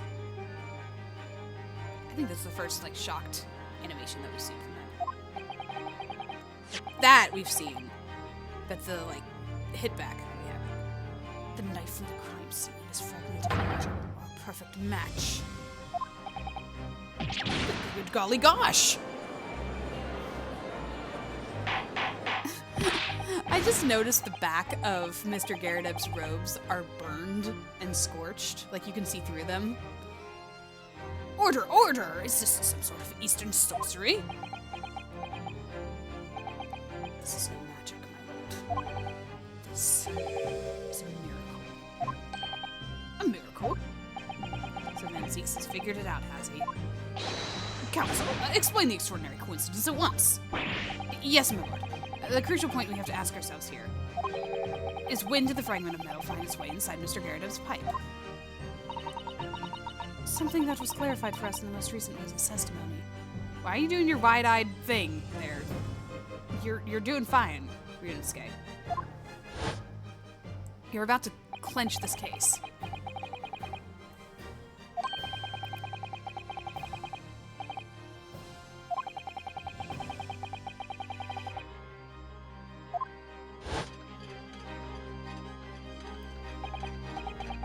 Oh, dearie me. During the argument between those two that occurred just as the victim at the pavement was on the pavement below, Mrs. Garrideb flung this knife at her husband. However, the knife missed Mr. Garrideb, instead striking the pipe in his hand at the time, which caused the tip to break off, of course. Good lord. Yes, and that's when the tiny tip of the blade found its way inside Mr. Garrideb's pipe. The chances of that are 1,000,000 to 1. And yet there's no other credible explanation for how the tip of the blade ended up in your pipe. Then, after losing its tip, the knife ricocheted off the pipe and flew out of the open window. Ah. In short, this knife, which fell from the window of the Garrideb's house, is the very same knife that struck the victim in the middle of the back in the street below. Oh gosh, oh dear, oh. No! See, it's all burnt. You can see through. Objection! There's a hole in it. Why are you objecting? You were agreeing with me a second ago. The miracle and all that. A full-bodied theory, I'll give you that. A complex bouquet of seemingly trivial points, plausibly arranged, can create an almost passable vintage. Allow me to toast my learned friend's characteristically Nipponese approach to bottling his arguments. Sorry, but after all, it is just a theory. The bottle, I fear, is corked. Because you see... Oh, he's got the leg up now. It's spoiled by an insurmountable inconsistency. An insurmountable... What? Lord Francis, explain yourself. What is the inconsistency you claim to have identified? An inconsistency of the simplest nature, my lord. The victim was found with a knife planted in the middle of her back. Yes, and her... Ah! Oh, gosh. That's right, you silly little man. Now, Joe, what are you getting so excited about? Let us consider the basic facts of the case once more. The victim was walking along the pavement before being stabbed in the back and falling to the ground. The knife that struck her had fallen from above. was no possible way it could have planted itself in the victim's back.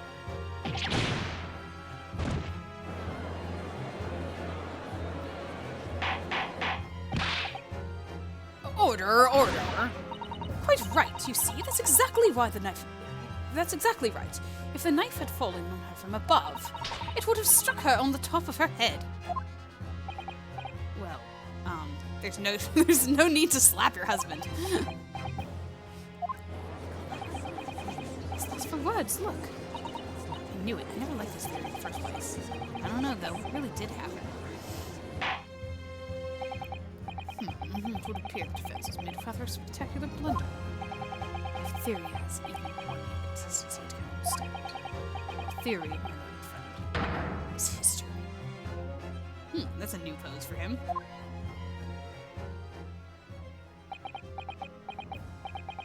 We were so close. I could see the truth. I was sure we were on the right track. But now the way has been blocked completely by just one simple inconsistency. Or in other words, we simply need to eliminate that one inconsistency, and the theory will stand. Mr. Sato? You mustn't worry, Mr. Naruhodo. You were just caught off guard, that's all. And your mind went blank. But if the path you were on is indeed correct, then a way will present itself. The key to this is in the court record, I'm sure. All the information you need is there. Seems you have nothing to say, my nice friend. Your silence speaks volumes. A tacit acceptance that your theory is fatally flawed. Objection!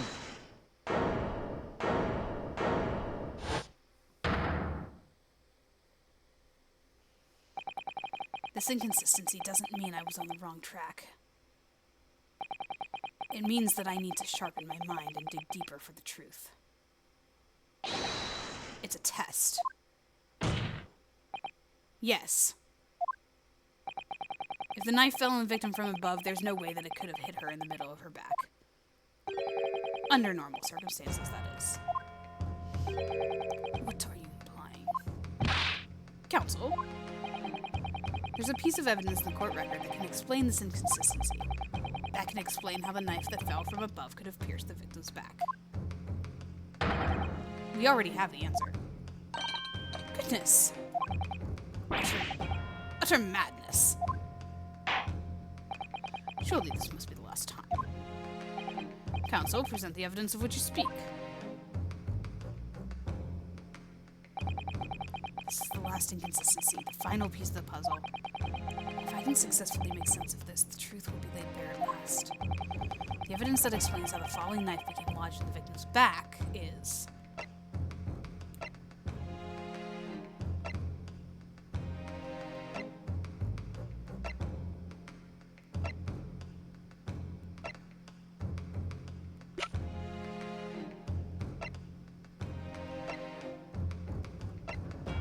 I thought I'd show you all the evidence again. Take that! It's this. This, the fourth book found at the scene. This is the final piece of evidence the defense will present. The burnt book. Is that not Mr. Garredeb's book? Yes, and to understand its significance, we have to consider how it came to be at the scene in the first place. This photographic print clearly shows the book in question, and the victim holding it in her hand. But as we all know, it was the police constable who put the book between her fingers like that. Quite so, as part of his wholesale transplanting of the crime scene to the opposite side of the road. That's true, however, as part of his testimony, Constable Beat made an extremely enlightening statement on that point.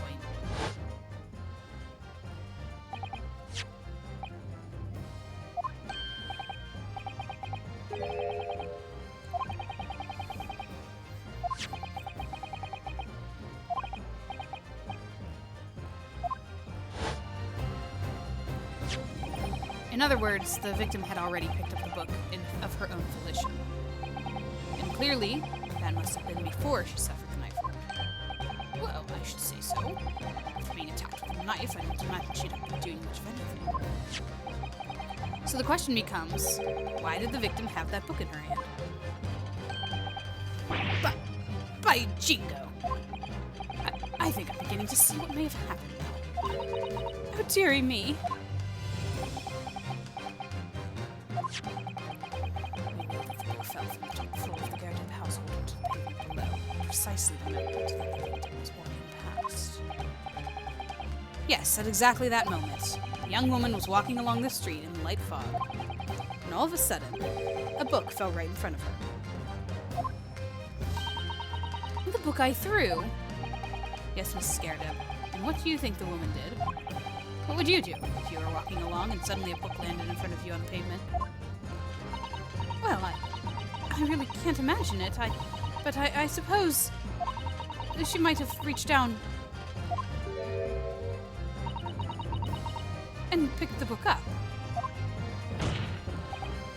Yes, that is exactly what the woman in fact did. She picked up the book. Oh heavens! And when the woman reached down to pick up the fallen book, what position would her back have been in? That's right, facing the sky, completely and utterly defenseless. Then in the very next moment, while the woman was still bent over picking up the book,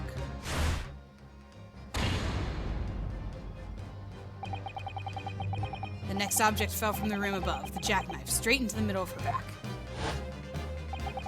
And at the same time, walking by chance directly behind Mrs. Green, was the defendant, Mr. Soseki Natsume. Well, I never. It appeared to Mr. Natsume that the woman simply collapsed on the floor. In the dark and the fog, he didn't see the knife falling on her from above. Ah! And from that direction, the constable and his wife saw the victim and her apparent attacker. So there never was a real culprit to run from the scene in the first place. No. This was nothing more than a series of unlikely events that culminated in an unfortunate accident. And that is the real truth behind this case. At least she wasn't killed. That would have been very unfortunate for it's just an accident. Kind of like whenever we were doing the Kazuma case. Well, Mr. and Mrs. Garrett?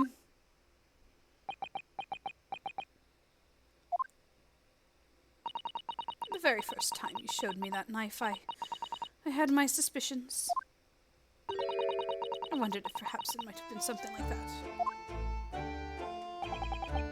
There will be. Poor Mrs. Garrett.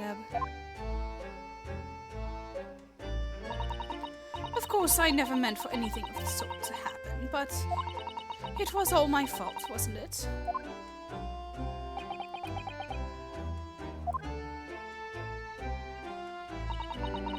I take full responsibility. I let my anger get the better of me. I threw that book. And I threw the knife as well.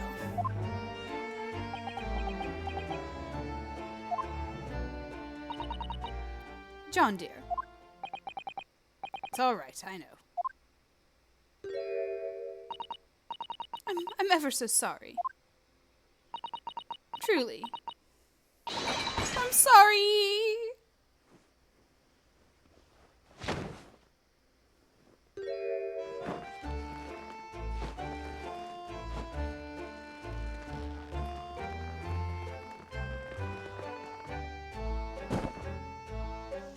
Nice catch, guy.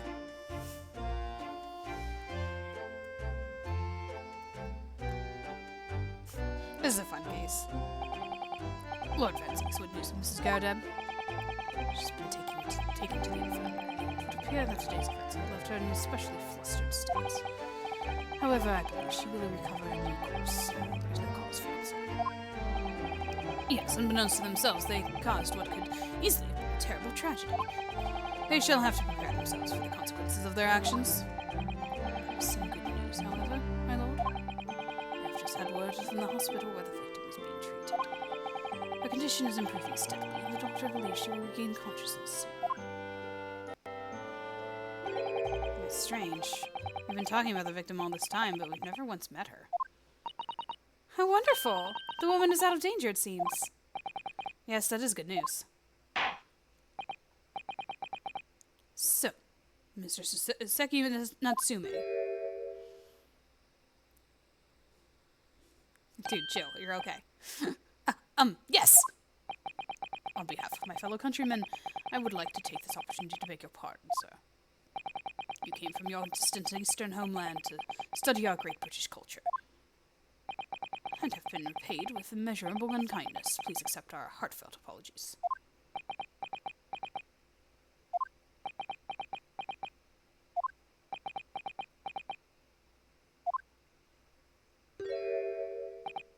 No, it's me who should be begging your pardon. Oh no, Mr. Natsume.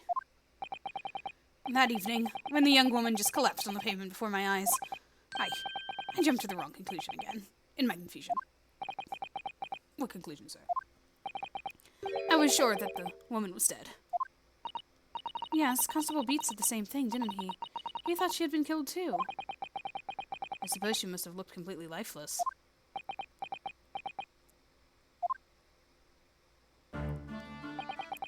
It's been about a year since I arrived in Great Britain now, but I still can't get used to life here.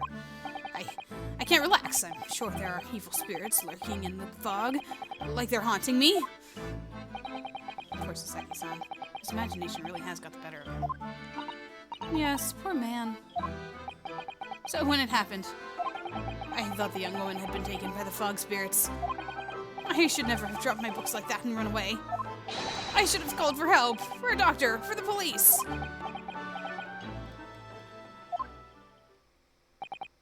Instead, I managed to create a rift in the relationship of trust between our two empires. And for that, I am truly sorry.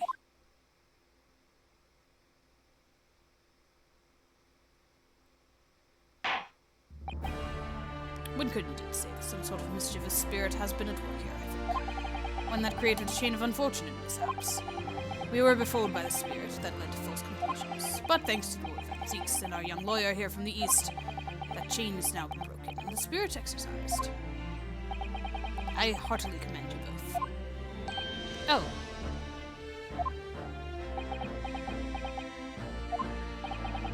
Now, ladies and gentlemen of the jury. Yes, my lord. In concluding this trial, I must ask one last time for your decisions regarding the defendant's culpability. Are you ready to present your findings to the court? As the foreman of this jury, I can assure you we've reached a fair and just conclusion. I do declare the truth can be extremely cruel at times.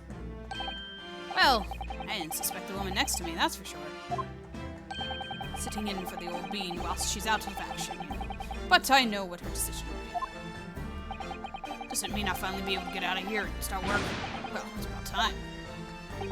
I say I'll have Corker a story to tell the grandchildren when I get home, won't I? Very well, ladies and gentlemen of the jury. I hereby demand your final decisions.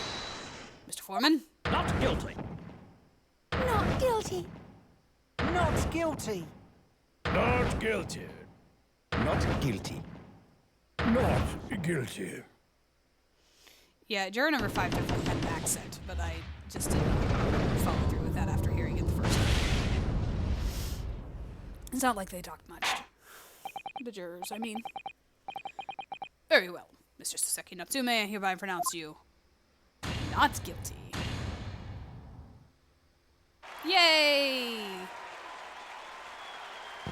Now those are some worthy fireworks. Crazy that the first case in Great Britain ends so... ugh, but still has, like, the confetti and the fireworks and stuff. And finally, Mr. Natsume. Yes, Lord, sir. You are now a free man once more. It is my hope that you will continue to further your education in British culture. And may you never again be brought before me. Oh yes, sir. Of course. On my life. I swear I'll never set foot in a courtroom again. I'm transported to tears. Thank you, counsels. Court is adjourned.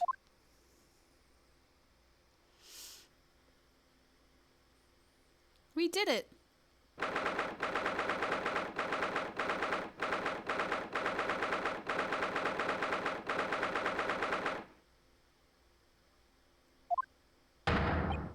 Oh, Locum! Wait, you mean me? Of course! Is there another Locum here? Is there even one? compared to the original locum student, Mr. Naruhodo Esquire, your name has become rather short, hasn't it? What's wrong with using my actual name? Oh! At last! I'm free! I'm free! Joyful, joyous, jubilant, jubilation! Heady, hearty, happiness, hurrah! Oh, I am pleased. Mr. Natsume is delighted. Would it be so hard to just say that then? Locum, you did it! You saved me from the brink! Well, what happened to the poor woman was in no way your fault, after all. I'm just glad everyone can see that now. No, not that! Lovely, loyal, locum lawyer! Yes? I mean, as I said before, I have just never gotten used to the life here in Great Britain. Every time I look over my shoulder, I see foreigners. I see towering brick buildings. And from high up windows, I see them looking down on me, laughing. Look at that little hunchback. Oh dear, I'm sure it's all in your head, Mr. Natsume. But today, you, looking lawyer, gave my gloom the boot. You stood firm behind that baronial bench. Baronial? Yeah. Before all those babbling British. You battled to the bitter end, laying bare the baffling truth. And when I beheld the blinding fireworks among the beams of the Bailey roof, I bellowed, "Behold, the best barrister ever born!" Well, that's very flattering, and we're very pleased for you. This has given me a wonderful anecdote to recount to my old friends back in Japan. An anecdote? Yes, that was to become of all my hard work. I feel like this is Sholmes. Ah, there you are, my dear fellows. Yep. I apologize for keeping you waiting. I rose late this morning. Oh, Mr. Sholmes, what a pleasure to see you. I see I'm here not a moment too soon. A disaster has been averted, I'm glad to say. Oh? The trial shall begin presently, Mr. Naruhodo, and I wish you the very best of luck. It's just finished. What? No! Then my haste was in vain? Ah! It's you! Herlock Sholmes! Oh, have we met, sir? This is Mr. Natsume, the man you had arrested, Mr. Sholmes. Ah, I see. I failed to recognize you at first. Our previous encounters have taken place in the gloom. Either of your bleak lodgings or that prison cell. I simply couldn't place that curious face in the light. Charming. This is all your fault, Herlock Sholmes. You're the reason I had to go through this terrible ordeal. I'm going to give you a piece of my mind. My apologies, sir, but I assure you, I have placed you there. You're the fellow who abandoned that poor young lady and ran off, are you not? Ah. Had she been taken to hospital more urgently, I feel perhaps she would have regained consciousness by now. Oh. But it was unavoidable, I'm sure. We are but human after all. Anyone would have been shaken by such an experience.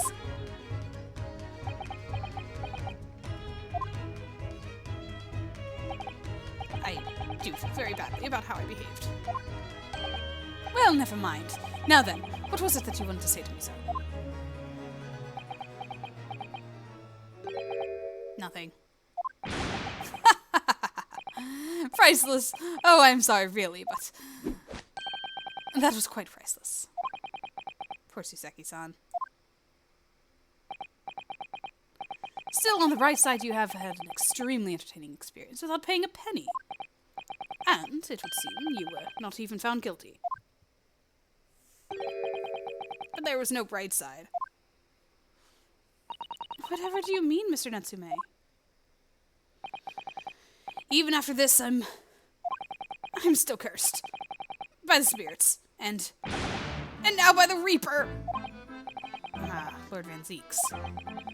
I haven't forgotten, you know, what facing that man in court means. Even if you're found not guilty, you're still doomed! It will be alright. Oh, it'll be alright, Mr. Natsume. If the Reaper appears trying to make trouble, I will protect you. Hey-ya!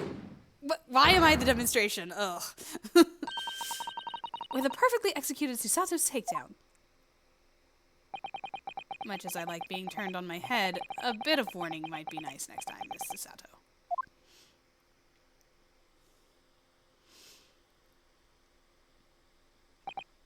So, Mr. Natsume, what do you intend to do now? You mentioned something about recounting your experiences to your friends back in Japan?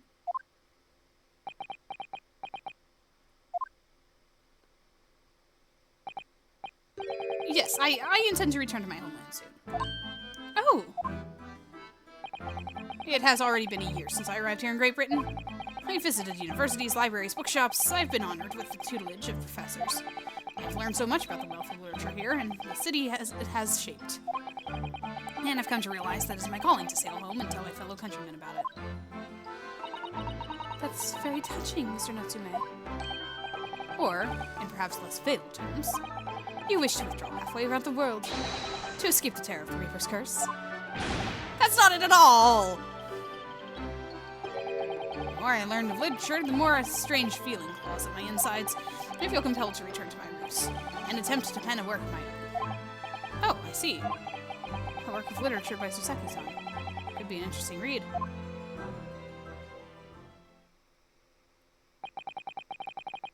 And what about Miss Susato and yourself, Mr. Naruto? Sorry, what about us? Will you return to Japan alongside your mustache compatriot? Why would we? A week has not yet passed since we arrived in London. And only now does it feel as though we have finally found our feet. And you are accommodated in a hotel at present, are you not? That's right, but we need to find lodgings before it bankrupts us. I've calculated we can only afford another 10 nights before our entire budget is exhausted. Well then, you can take my lodgings. Oh, the windowless room? Ah, but what it lacks in windows, it more than makes up for with floor, ceiling, and walls. Great. And of course, I'd be happy to leave behind the accursed evil spirit. Oh my, an evil spirit? Oh yes. It tries to suffocate you while you sleep. It's an infallible wake-up call. We'll think about it if that's alright. Perhaps I can offer a more welcome alternative? Would you consider taking lodgings with me? Really? Well, a vacancy has conveniently presented itself. Though it is up in the attic, I might add. Are you sure it isn't just a storage loft? I spoke with the landlady this very morning on the matter of price, and Iris is cleaning the room as we speak. You must come at once. I presume you have no luggage to speak of? Oh, this is simply wonderful! What an honor to be invited to taking lodgings at the Great Detective's office's attic! I'm too overcome for words. So suggesting we look elsewhere is out there. Then it's settled. Iris will prepare a welcome dinner this evening. And you must come too, Mr. Natsume. I insist. I don't know what to say, but thank you, and yes. Wonderful! Then I'll go and complete the paperwork for your formal release, Mr. Natsume. It shan't take long. Somebody's happy.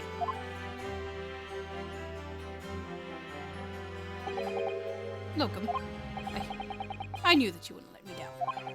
I'm truly delighted to have met you here in London. Likewise, Mr. Natsume. It's been a privilege meeting you too. It's a shame that we're going to have to say goodbye so soon. Well, I've come to realize that I belong in Japan. But Locum, we'll meet again one day. Yes, I'm sure. And hopefully by then I'll be a successful lawyer. Hopefully by then I'll be a successful author. Well, my dear fellow, our carriage appears to have arrived. Shall we go, Mr. Naruto? Yes, Mr. Sholmes. Little doubt Mr. Natsume would be released in time for dinner this evening. And so, with Soseki-san's innocence successfully established, we rode with Mr. Sholmes to what was to become our new home, 221B Baker Street.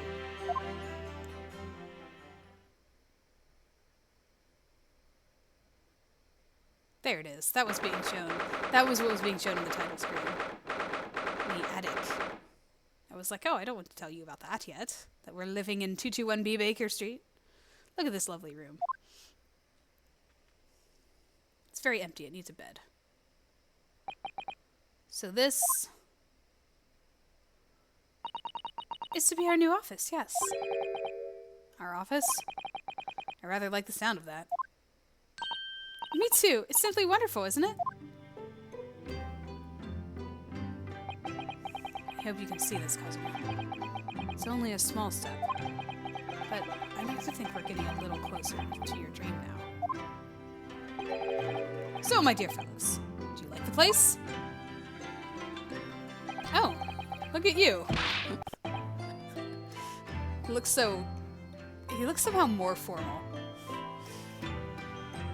Ah, Mr. Sholmes. Yes, thank you so much. It's a delightful room, Mr. Sholmes. I simply adore it. Good. I'm pleased to hear it. Iris and I are delighted to welcome you. I hope everyone's hungry. It's nearly time for dinner. We'll eat as soon as Mr. Natsume arrives. We'll have a lot to celebrate. Iris, you must let me help you.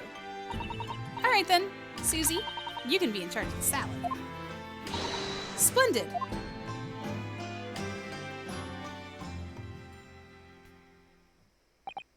So, Mr. Naruhodo, how does it feel to have your own office in the capital? It's very exciting, actually. I can't help wondering what adventures await us. Those are precisely my sentiments when I first established my office at these premises. Until I discovered the dark truth about the city of London, that is. Sorry? London is a glorious place, full of wonder, opportunity, prosperity, and mirth. But the brightest of lights cast the darkest of shadows. Shadows? What do you mean? Well, I believe you're well aware of the murkiness that lies behind London's facade already. So, once again, Mr. Naruhodo.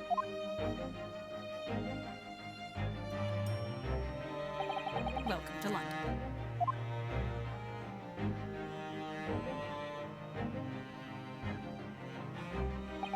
Of course, at the time, I had no idea the significance of those words Mr. Sholmes so casually spoke. But it wasn't long before my turn came. To lift the facade and see the true depths of murk that lay behind it.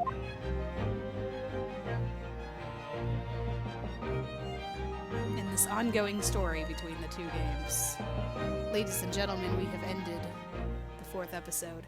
My favorite of the episodes.